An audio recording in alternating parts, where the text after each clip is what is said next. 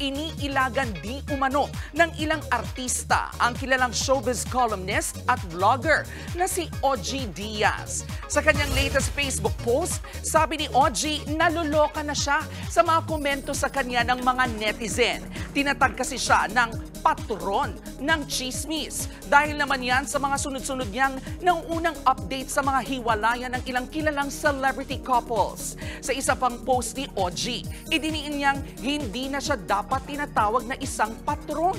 Ang mahalaga raw, tama ang mga inilalatag nilang impormasyon sa publiko habang unbothered sa bashers.